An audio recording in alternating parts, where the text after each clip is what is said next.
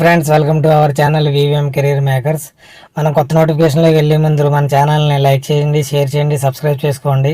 Subscribe చేసుకోవడం వల్ల మీకు ఉపయోగం. మీ పిల్లలకు కానీ, మీరు కానీ, మీ చుట్టాలు కానీ, మీ ఫ్రెండ్స్ కానీ, ఉన్న పిల్లలు కానీ వారికి షేర్ చేయండి.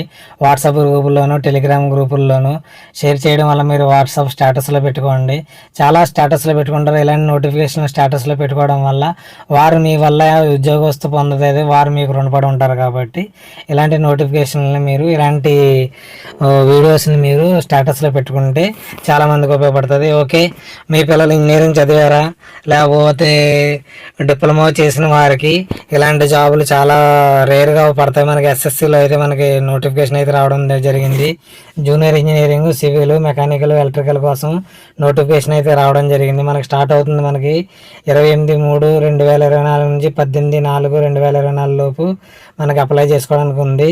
తర్వాత మనకి టెంటేటివ్ షెడ్యూల్ ఎప్పుడు ఉందంటే 4/6/2024 నుంచి మనకి టెంటేటివ్ షెడ్యూల్ ఉంటుంది. ఏమంటే విండోస్ అప్లికేషన్ ఫర్ కరెక్షన్ కోసం అయితే 22/4/2024లో మీరు అయితే దాన్ని కరెక్షన్ అయితే చేసుకోవచ్చు.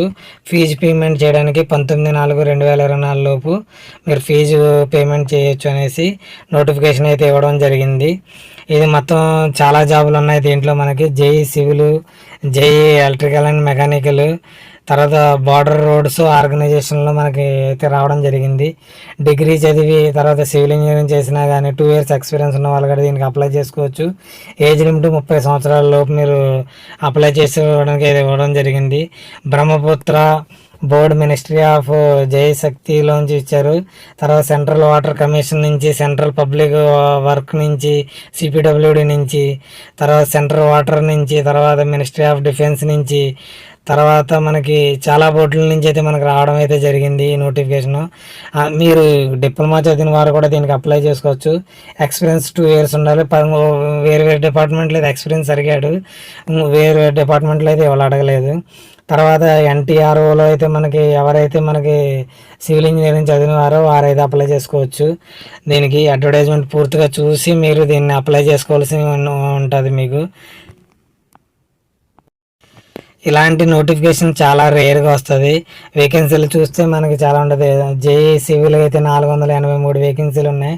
జేఈ ఎలక్ట్రానిక్ మెకానికల్ అయితే 37, జేఈ సివిల్కి 2, జేఈ మెకానికల్కి 12, జేఈ సివిల్కి తర్వాత 120, జేఈ ఎలక్ట్రికల్కి అయితే 121, జేఈ సివిల్కి 217, తర్వాత జేఈ ఎలక్ట్రికల్కి 2, అలాగే వేరు వేరు డిపార్ట్మెంట్లో అయితే నోటిఫికేషన్ రావడం జరిగింది.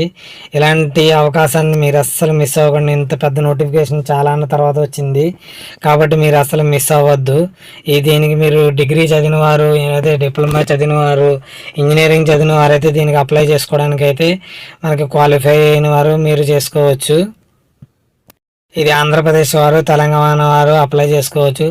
ఇండియన్ సిటిజన్ అయి ఉండి ఎవరైనా అప్లై చేసుకోవడానికి అయితే ఉంది. తర్వాత 30 సంవత్సరాల తర్వాత నింపిన వారికి 30 సంవత్సరాలు నిండిపోయిన తర్వాత కూడా వారు అప్లై చేసుకోవచ్చు. ఎవరైనా చేసుకోవచ్చు అంటే ఎస్సీ ఎస్టీలు మనకి 35 years దాకా చేసుకోవచ్చు. ఓబీసీలు 33 years దాకా చేసుకోవచ్చు. పీడబ్ల్యూడీ క్యాండిడేట్స్ అన్రిజర్వ్డ్ అయితే మనకి 40 years దాకా అప్లై చేసుకోవడానికి ఉంది. పీడబ్ల్యూడీ ఓబీసీ క్యాండిడేట్స్ అయితే 43 years దాకా ఉంది. పీడబ్ల్యూడీ ఎస్సీ ఎస్టీలు అయితే 45 years దాకా మనకి ఈ జాబ్కి అప్లై చేసుకోవడానికి ఉంది. చాలామంది అడుగుతున్నారు నన్ను ఎక్స్ సర్వీస్ మ్యాన్కి ఉందా లేదని. ఎక్స్ సర్వీస్ మ్యాన్కి ఉంది. దీనికైతే 3 years వాళ్ళు చేసుకోవచ్చు. డిఫెన్స్ పర్సన్, డిజబుల్ పర్సన్ కూడా 3 yearsకి అయితే అప్లై చేసుకోవచ్చు. Defence person, disable person, SC ఎస్టీలు కూడా 8 years ఏజ్ రిలాక్సేషన్ అయితే ఇవ్వడం అయితే జరిగింది.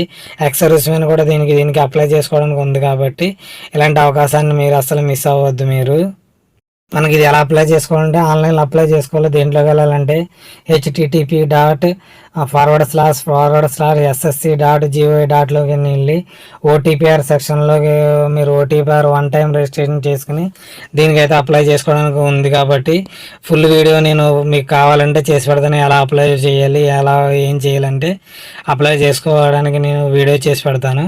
తర్వాత మీకు 100 rupees అయితే ఫీజు ఉంటుంది. ఆల్ అన్రిజర్వ్డ్ అండ్ ఓబీసీ క్యాండిడేట్కి 100 rupees ఉంటుంది. ఎస్సీ ఎస్టీ తర్వాత పీడబ్ల్యూడీ క్యాండిడేట్స్కి అయితే ఎటువంటి, ఉమెన్స్ క్యాండిడేట్స్ కూడా ఎటువంటి ఫీజు అయితే లేదని ఇవ్వడం అయితే జరిగింది. మీకు అప్లికేషన్ సబ్మిట్ చేసుకోవడానికి లాస్ట్ డేట్ మనకి ముందరే చెప్పడం జరిగింది. తర్వాత మనకు సెంట్రల్ ఎక్కడెక్కడ ఉంటుందంటే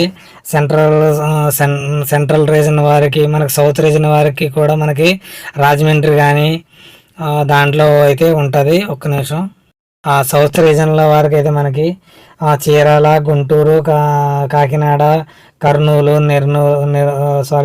నెల్లూరు, రాజమండ్రి, తిరుపతి, విజయవాడ, విశాఖపట్నం, విజయనగరం, పాండిచేరి ఇలాగ ఎక్కడైనా అప్లై చేసుకోవడం. హైదరాబాద్, మీరు తెలంగాణకు సంబంధించి కరీంనగర్, వరంగల్, వెల్లూరులో కూడా మీరు అప్లై చేసుకోవడానికి అయితే ఉంది. కాబట్టి మీరు మన దగ్గర సెంటర్లో మీరు ఎగ్జామ్ రాసి మీరు ఉద్యోగం పొందగలగాలని కోరుతూ ఆశిస్తూ, ఓకే, ఈ నోటిఫికేషన్ పూర్తి డీటెయిల్స్ నేను మీకు డిస్క్రిప్షన్లో పెడతాను. మీ నోటిఫికేషన్ చదివి దీన్ని ఆన్లైన్లో అప్లై చేసుకోవాల్సిందిగా కోరుతున్నాను. Okay, thanks for watching my channel.